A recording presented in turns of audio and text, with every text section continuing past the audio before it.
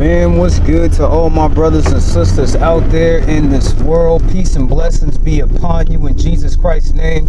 For the Lord, He lives. All glory given to our Father. He is holy. He is mighty. He is just. He is true. His word is true, family. That's why it blesses our Father, because He is worthy. Now, we got a little subject matters today that we gonna dig into. I promise that I won't steal so much of your time today, but it is a blessing, my brothers and sisters, that you even taking advantage of this time to spend with your brother. So the first thing I wanted to start off with today is I gotta throw some blows. I gotta throw some jabs at the scientist folk, the scientist people. Now, I know, family, that not all scientist people believe in witchcraft and the devil and all that kind of stuff like that. I know that it is not, it's about half and half when it comes to them. It's half and half. I'm not going to sit here and throw all of them under the bus and be like all of them is evil people that choose to serve the devil. I won't do that. Your boy, I'm realistic when it comes to things in this life.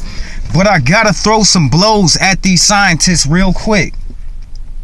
And the first one, peace and blessings to all my brothers and sisters out there. Thank you for paying attention. Thank you for being tuned in. Now, with these scientist people, now, in the beginning of all creation, your Father, He created the heavens and the earth in less than 7 days. He created. Now, these scientists, they wasn't there. They didn't see it. They didn't exist. They didn't have all their little computers and technology stuff with them back in the day, watching God create the heavens and the earth. They didn't do all of that. They was not there. They did not see it. So anything that they really can say in the beginning of creation is like a hypotenuse. That's it. That's all it is.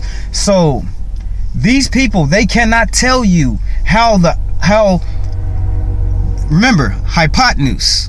They can sit here and say, well, this happened like that and this happened like this, but they cannot prove any of these things.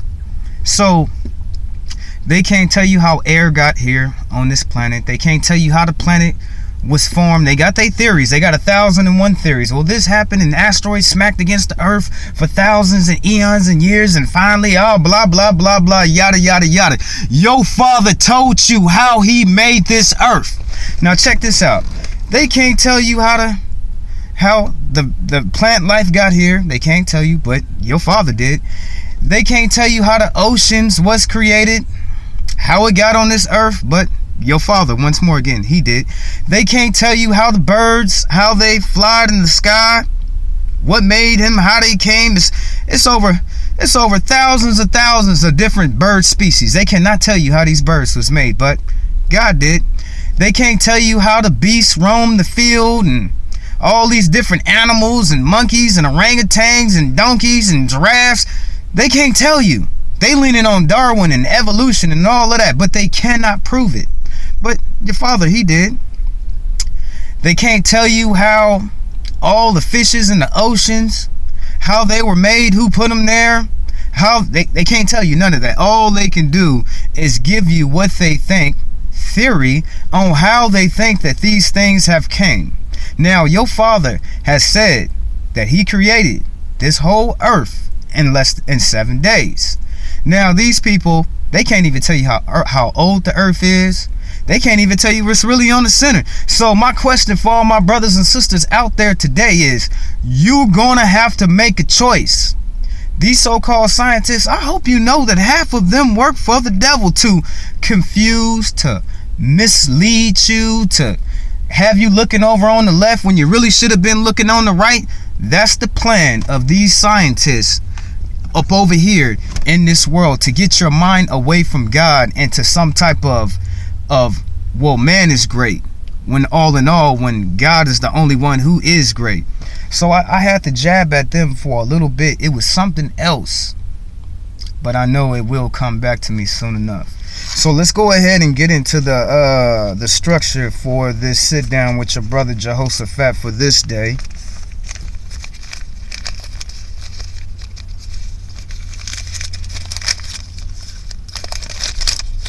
So I really mean that, family. You as you look at your life And you got to understand that it's a lot of different people out here that would love to mislead you, to keep you away from God, to keep your mind away. So many people, so many different people fall short because they listen to the so-called people who are the smartest people of the land.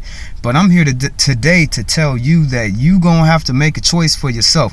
Either you gonna believe the people who didn't make the earth, or you gonna believe the one who made the heavens and the earth. Who you gonna trust? Is you gonna trust man, or is you gonna trust God? Is you gonna believe in God, or is you gonna believe in man? But you gonna have to make a choice for yourself.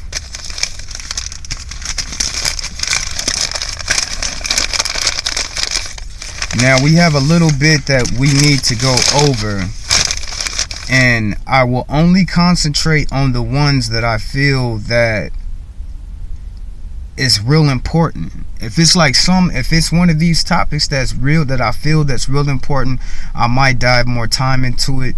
But for the most time, I won't shorten or cheapen you in explaining these things. But any of these things that I feel that's more important than the other, I will focus more on that one than the other.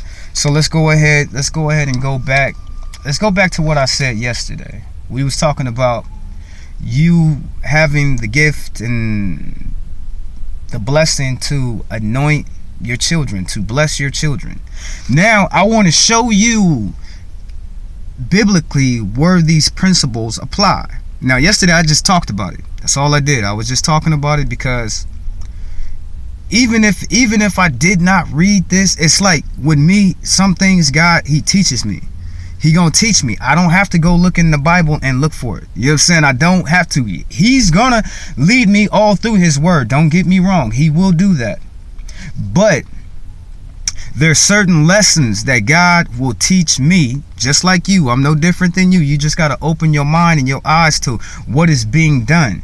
A lot of people don't acknowledge God's will on their life. They don't even see it because nobody has properly told them for them to understand what they are going through. So let's dig back into what we was talking about yesterday. And I was talking about anointing your children and blessing your children. Some lesson, God, he teaches these lessons to me. I don't have to search out for them and try to find them. He's going to teach them to me because he wants me to know. And that is something that God taught me in my life. But then once more again, some people are not aware of these things because they don't experience them firsthand. So how would they even know these things exist? They wouldn't, because they haven't seen it in their life, but I've seen a lot. Now check this out, family. We talked about anointing your children yesterday, but today I would like you to see that this is something that is real by showing you the opposite. So I'm going to show you the opposite now. The opposite. Noah cursed his sons, his son Ham, and he blessed his two sons, Joseph. I pronounce his name kind of funny, like Japheth and Shem. Okay, he cursed Ham. He cursed Ham, but he blessed his other two sons, Japheth and Shem.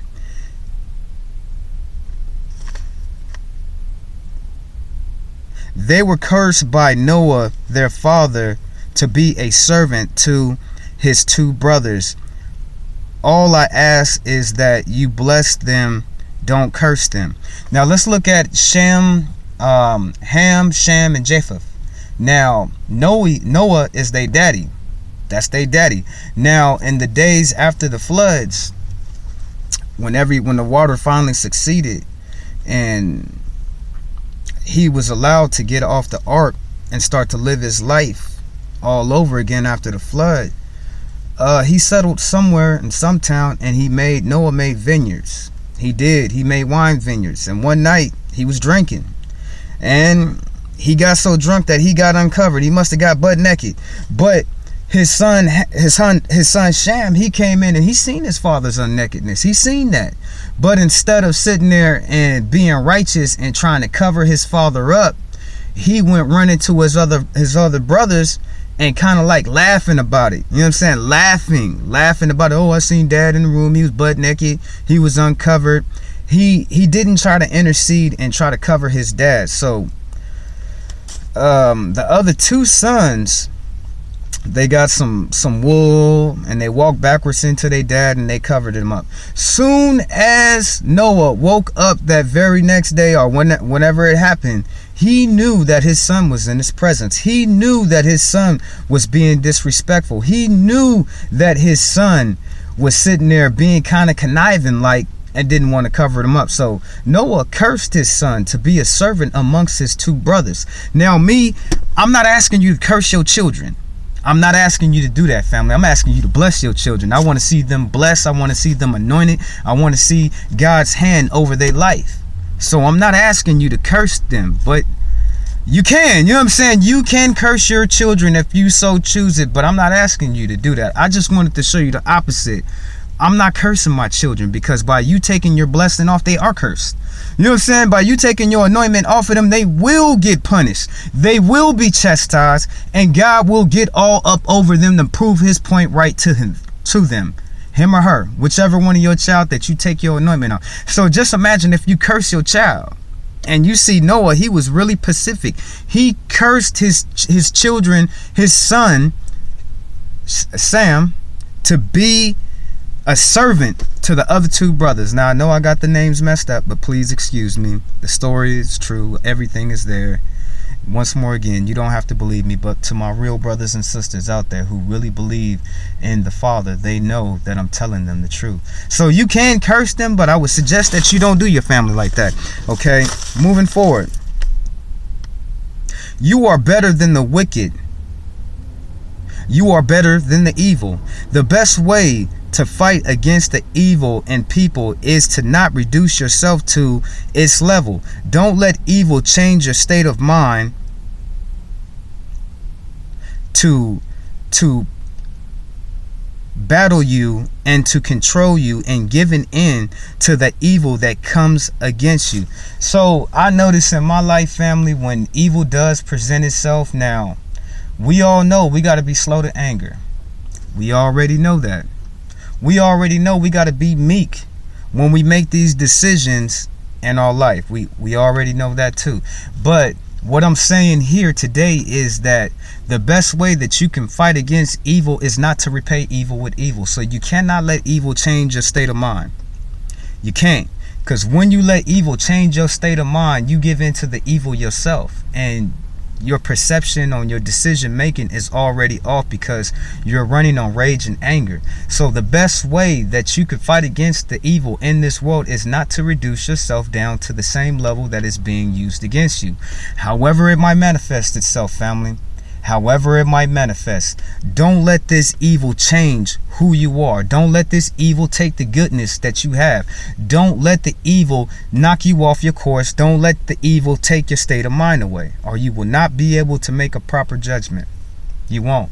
So don't let evil reduce you down to its level, or it wins automatically right off the top. And you will make a foolish mistake by you giving into your rage and your anger. Okay, moving forward. God does not want you to give into the ways of this world. So look at these who put cuts in their flesh by tongue rings and cheek rings and tattoos on their body. Now, we already know that we are not supposed to make no markings on our bodies. So tattoos and stuff like that, like, it's hard for people like me, because once you get a tattoo, it becomes something that is addictive, and you got to try your best to fight against not getting even more tattoos on your body. But God is saying that he don't want you cutting up your body. God does not want you to be like the rest of the people of this world. And you see our people, they take a pleasure off of being like people in this world.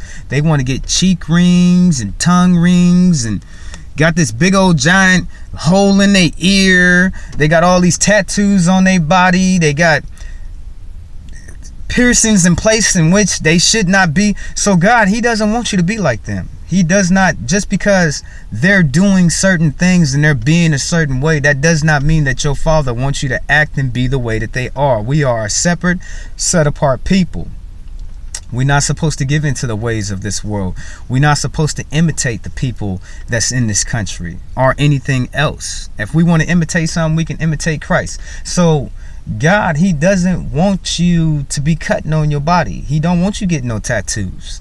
God doesn't want you getting all these piercing and rings. And how many people you know got a tongue ring? You is not for to stick no needle in my tongue.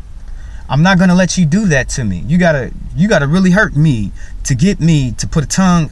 But they do it freely. You know what I'm saying? They put all the rings right here, right here, right here. Show me a piece of show me somewhere on your face that a person won't try to do. Put a ring. God don't want you to be like them. He wants you to be apart. He wants you to be different than the way that they are. So look at the things that people like doing. And as long as you're not doing those things, you are not offending your Father and you are not breaking what he is asking of you. Once more again, you know I got to say it. Come out of her, family. Come out of her. She got you. You know what I'm saying? You've been looking at her. You've been watching her. You've been imitating her. You've been wanting to be just like him. Wanting to be like her. But God does not want that of you. So the way they look and the way that they carry themselves, just know God never intended for you to look like them, for you to act like them, or for you to be like them. Put that in your mind, family. It's not cute in God's eyes. Okay, moving forward.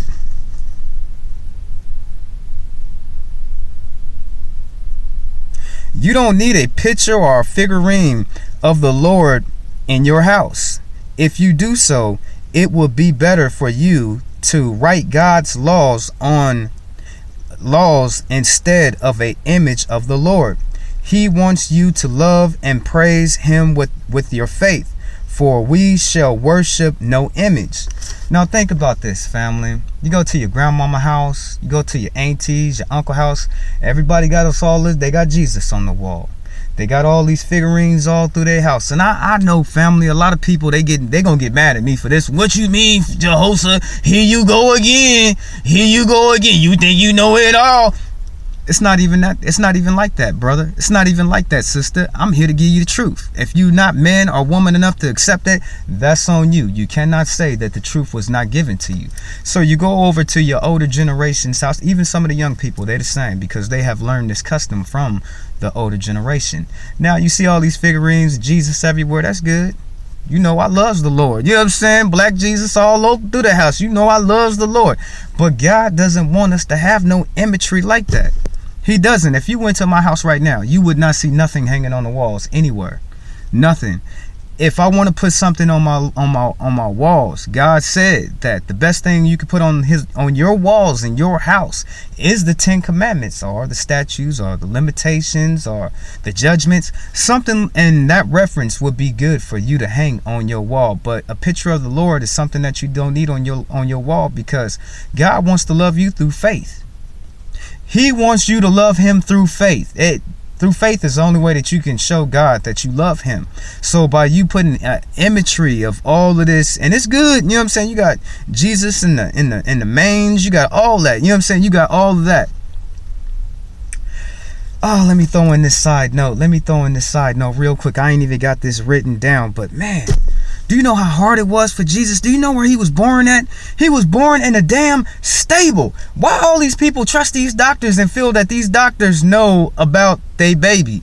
You know what I'm saying? Don't get me wrong. I know it's good for you to go have your child looked at, but if you think that by you taking your baby to the doctor, that's going to prolong the baby or live the baby, look at where Jesus was born at. He was born in a damn stable amongst animals, family. He was born outside. You might as well say he was born in the wilderness, because he was, family. He was born in a stable. Do you know what a stable is? Do you know what it looks like? Do you know what it smells like? Do you know what's around him? And it was only Mary and Jesus' stepdaddy. You know what I'm saying? It was only Mary and Jesus' stepdaddy. So he was born outside.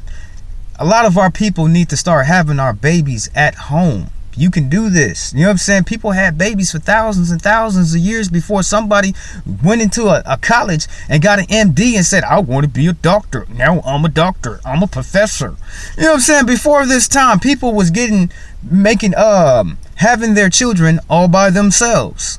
what was it called, a midwife. As long as you got the midwife, a woman who's already done went through the birthing, as long as you got her there with you, you good, sister. You know what I'm saying, brother? Do you hear me with your wife? You ain't got to go down there, brother. My next children, I'm sorry, I want black to be the first thing that they see. I'm sorry, I really do. Okay, now let's go back forth. Now, if you want to put something on your walls, if you need some kind of decorations, or you need some type of monuments, or whatever it is you might need, brother, all I'm saying, sister, is it'd be good for you to put the 10 Commandments on your... We supposed to wear the 10 Commandments, family. We are actually supposed to wear the 10 Commandments right here. You know what I'm saying? You know how like they got gold and they got bling bling. We supposed to wear the 10 Commandments just to remind us of where we supposed to be at, what we supposed to be doing, and to keep us like meditated into what God is asking from us about respecting his laws. So they too worried about jewelry and gold necklaces and diamonds, and all in actuality they need to put God's 10 Commandments on their wrist, because I'm telling you right now, they probably is not following them at all. So go ahead and slap that 10 Commandments on your wall. You don't need all of that imagery of Jesus. You don't need that. You don't. Okay, moving down. Yeah, we did that. You don't need pictures and figurines. You don't. Man, I remember, y'all, I was going somewhere, and I seen a statue of Jesus, and it was a black Jesus too.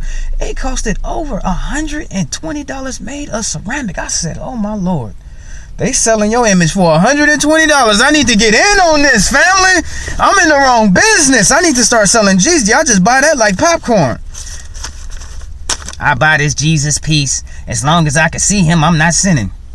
That is not going to keep you from not sinning. You having that cross in your house is not going to keep you from sinning. You going to have to fight. I say it all the time. You're going to have to overcome this damn flesh. You're going to have to master this flesh.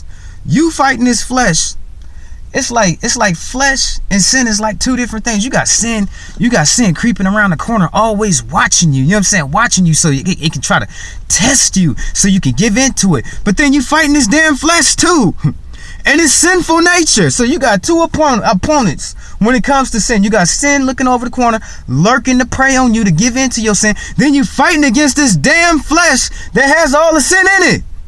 You got to fight, family. You got to fight, family. Okay, moving down on this list. In your life, you must put God on a level like no other. How much love do you have to give?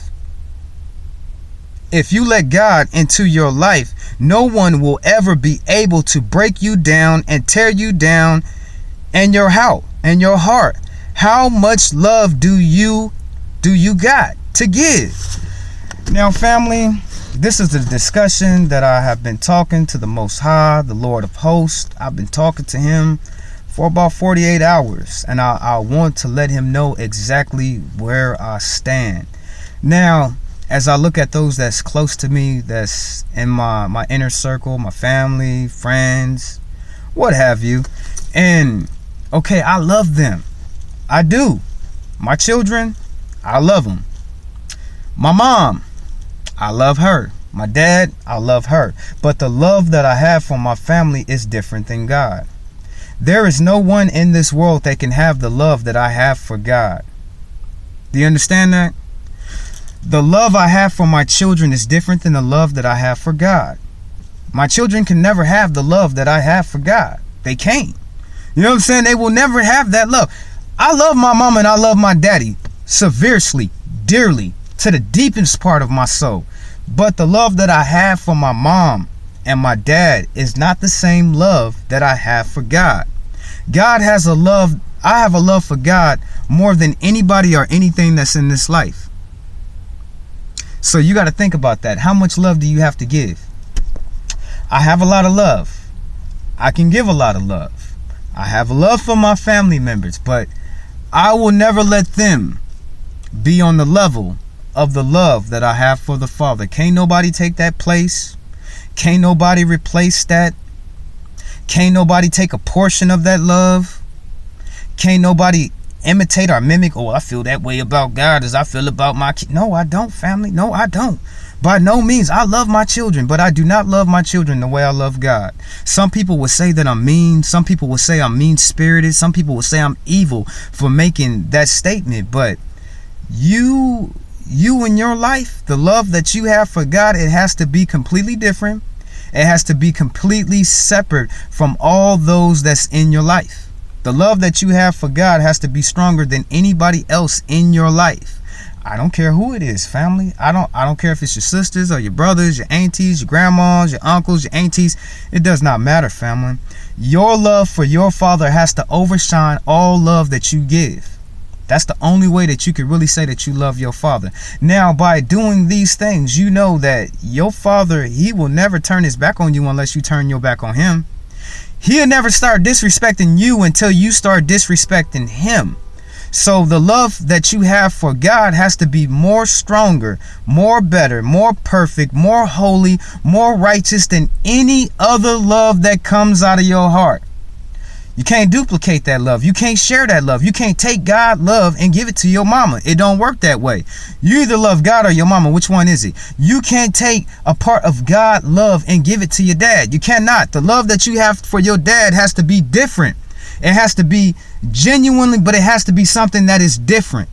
A different type. It's love nonetheless. It's still love. It is love. It is pure love. It is love givenly freely from your heart. But it cannot be in any comparison to the love that you have for the Father.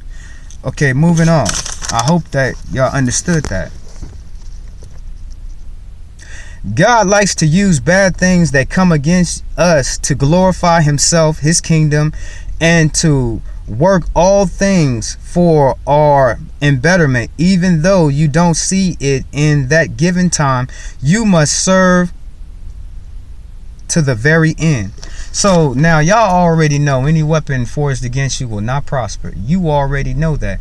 But by you being a child of God, you must understand that you must partake in the suffering of Christ. But you also have to know that anything that comes up against you, that you have to fight, that you have to face, that you have to overcome as a person, there will be bad things that you have to face. But you have to understand that God is using this to glorify himself, to glorify his kingdom. And he will work this bad situation, scenario, whatever it might be, to further better you. He uses everything that comes against us to better ourselves, to better us, to make us better people, for us to learn more, to be better men and women of God. He uses these bad things that come against us. He know you're strong. He know you're going to overcome it. And he's using this to embetter you in your life. So when the evil does come up against you, or the trials or tribulations of life, when it does pursue you and you have to face it, just know, family, that you're not facing this for no purpose at all. God is going to use this to edify you. He going to use this to embetter you. He is. And the whole time he using this bad situation to embetter you, he going to glorify himself the whole time. That's the way he works. Okay, moving forward. Okay, we use a little bit of time in this. You know you love God when you are willing to die for him. My son just had a birthday, and he told me that if God would have called him home before his birthday, he said he could not be mad because it's the will of the Father. Death should not frighten you if you love God. So look at my son, family. His birthday was a couple days ago, and he told me, he said that if God would have called him home and he never got a chance to live to see his next birthday, that he could never be mad at God. So in your life, you got to look at it like this. Every single day, family, every single day, you don't know if it's your time to be called. Okay, we know that. Okay, we know that we on borrowed time, even though people run around here acting like they got a million damn years and they never have to serve to the Father. But if you really love God, if you really love him, and he is trying to call you back home, you shouldn't be mad at it. You can't be mad at him calling you home. You can't. You have to have more love and more respect for his will. If the Father so willeth, then it should be. I'm not going to argue against that. You're looking at You're looking at a person who studies God's word, but then you're looking at a person who keeps God's commandment, and then you're looking at a person that wants to be fully into God's will. So if God called me home tomorrow, I couldn't be mad at God. I couldn't. I did the best I could when I was here.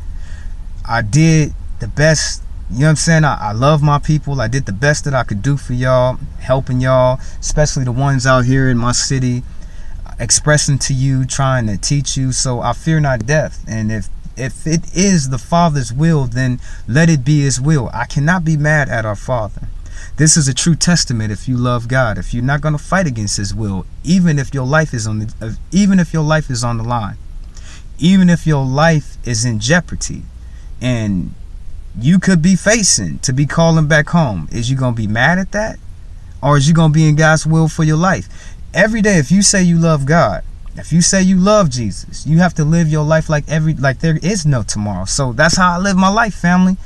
I live like tomorrow when tomorrow comes. If it comes, I don't even look at it like that. Some people just think that, that they're promised tomorrow. They think that I'm promised tomorrow will I get to live. No, you don't. And no, you don't know nothing. You know what I'm saying? You don't know what God is asking and preparing. So me in this life, I live my life like there is no tomorrow, serving the Father. And if he so called me, I couldn't be mad. I ran a good race and I did my best.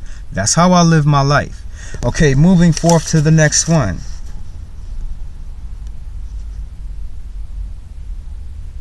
If you are a true child of God, he will knock you off of your high horse to get to you.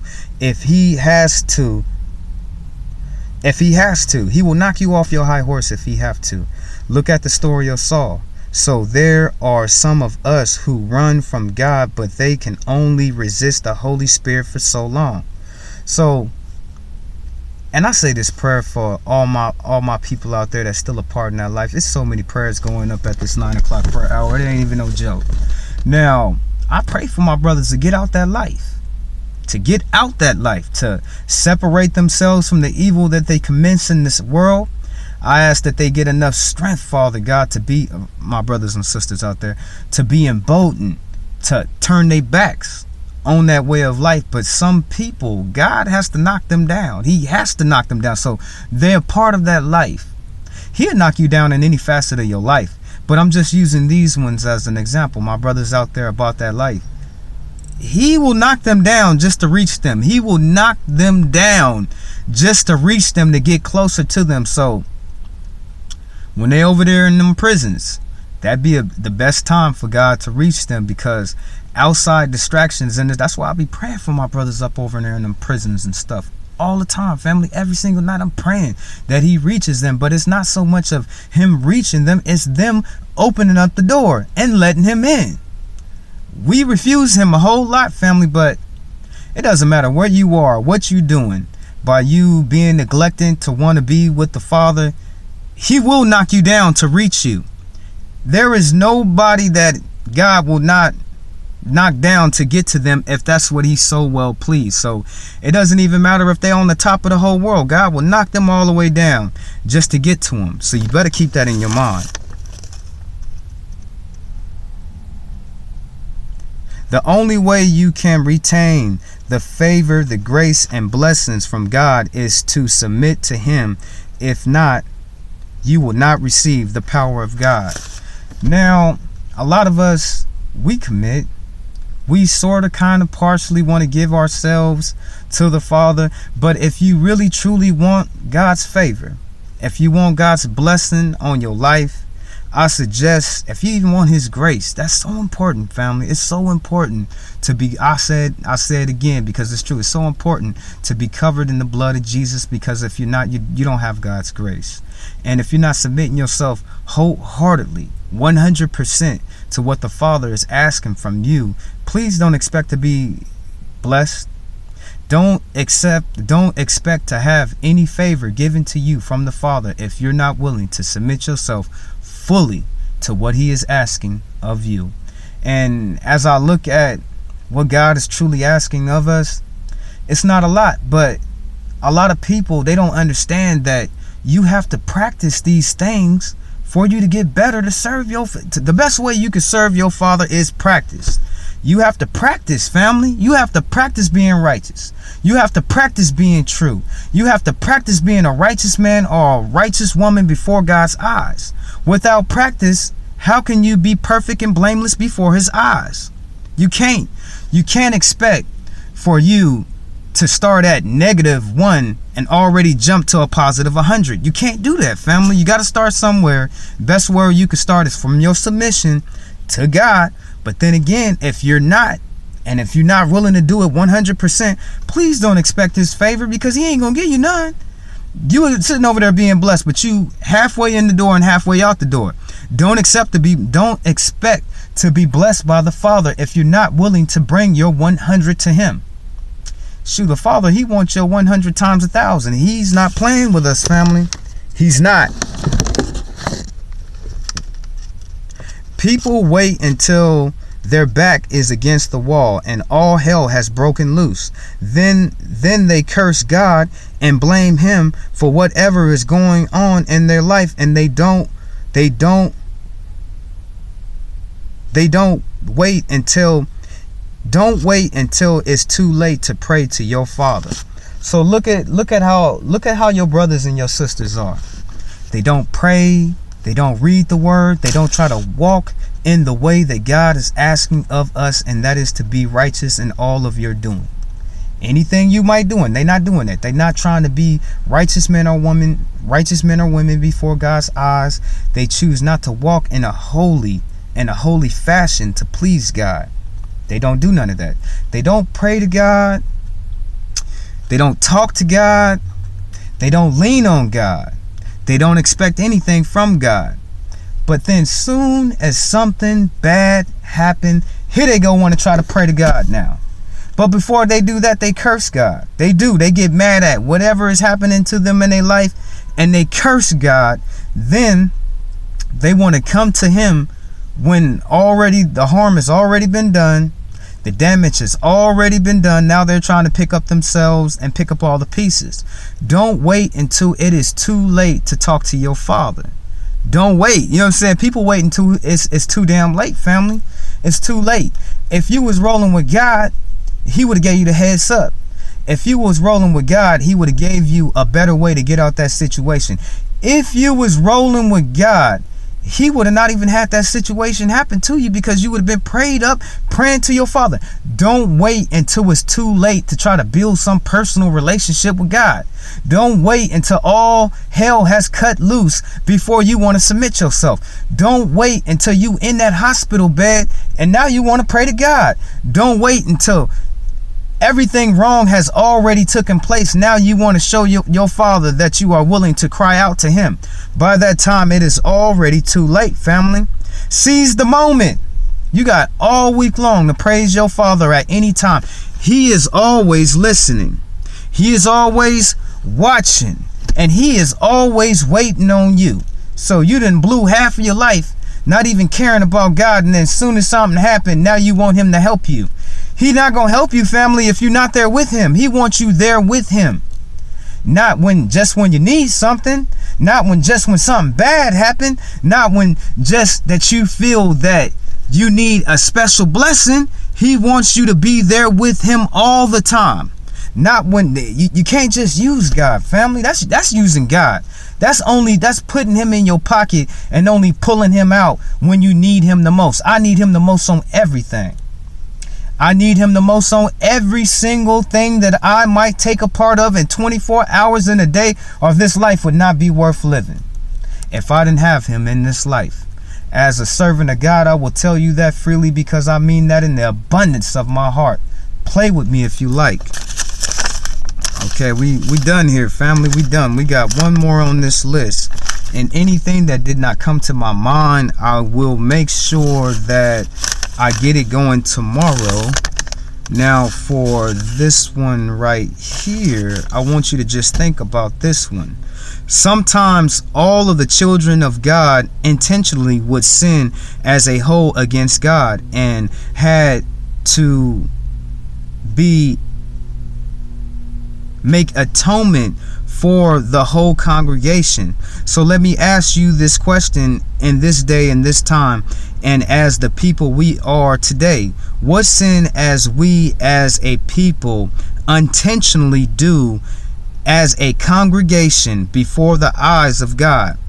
The difference from us to them is they knew they had to make atonement far as the sin. We don't even want to acknowledge it as a whole. So family, okay, now back in the day, our people, we be copycatting, family. We always be copycatting other people. So we would copy something from another nation of people, and by doing that, that would be something we be sinning as a whole, not just a couple of people, not just them over there, not just the brothers and sisters down the street. As a whole, all of us. Now, our people, they knew that they had to make it right as a whole, and they made atonement for whatever the transgression it was that they sinned before our Father. But I'm asking here today to all of us black folk who live here in this country, what sin as a whole do we do unintentionally to our Father? Now me, I'm not naive. I'm not anymore. I'm not naive. So I see that we as black people in this country, we don't intentionally do it. We know we doing it, family. This is how bad we are compared to our ancestors. We know that we doing wrong. We know we sinning before God as a whole, because we have accepted these things to be the norm, and we all give into it, and it has become a modern day custom amongst us. There's so many of them. I'm not going to even get into that, because just by me making the statement and the issues that I have brought before you, you should already prominently pop some of these things up that we do intentionally. We do it intentionally, and we know we do this. So I ask, what are the things that we do intentionally to sin before our Father? What are these things? Because these things that we do separate us from our Father as a whole and as a group. Now, I would like to thank all my brothers and sisters who attended to this 9 o'clock prayer hour. Please, family, don't kid yourself. If you would like to be blessed, if you would like to have this submission time with your Father, I suggest you pop in spirit. Doesn't really matter where you at, or where you doing, or what part of the world that you're in. The same to me, the first will be last in this prayer, so you're going to get the same blessings as the first people who came in as the last. So I suggest that you come be and assemble with your brothers and sisters out here in this world that is magnifying and glorifying our Father, and being in prayer and being in submission and throwing up these prayers on the besides of our people, because we love our people. That's our job. That is our job to do. That is our God-given right. Now I ask, family, that you come with sincerity on your heart. I ask that you bring all your problems to Jesus' feet, because he wants them. I ask that you ask your Father for strength and power. I ask that you be humble when you come to this night prayer. I ask that you say prayers on the behalf of your fellow brothers and sisters out here. I ask that you bring all your problems to the Father, and I ask that you be and assemble at this 9 o'clock prayer hour. Now, this has been your brother Jehoshaphat. I got to go ahead and get up off of here, family, because I have invested so much time in this message for here today. But it is a blessing to be able to speak with y'all and to have y'all listen to me, and for all of us to be on this accord to love our Father. Now, peace and blessings be unto you in Jesus Christ's name, for he is the Lord.